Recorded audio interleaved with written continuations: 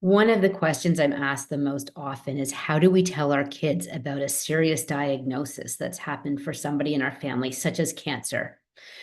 One of the tips I give is be honest. Call it by its name. Let the kids know someone's been diagnosed with cancer. Don't just say mummy's sick, which they have no way to differentiate from other sicknesses that can be very contagious. There's a strong body of literature that really supports being inclusive and talking to kids early. And it's always going to be better that kids hear about any serious events in a family from the adults closest to them, as opposed to accidentally finding out by themselves or hearing somewhere else. I also encourage people, invite your child's questions, right? Let them know that there's no bad questions. Many kids feel responsible when there's a serious illness in a family and think that they've maybe done something wrong. Maybe they're responsible for what's happening. I could write a book on all the things kids have told me about how they are sure they caused the cancer or the other illness that happened in their family.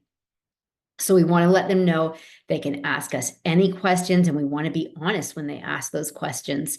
If we don't know the answer, but maybe somebody else does, like the oncologist, we can let them know that. If we don't know the answer and nobody does, this is one of life's big existential questions, we can also be honest with them about that, but wonder together with them. And I'd always rather that kids have someone to wonder about, even when it's wondering about life's mysteries that we can't answer, as opposed to them doing it by themselves. And another piece, and sometimes this is the hardest piece, I really encourage parents to be able to bear witness to their child's emotional responses to the news.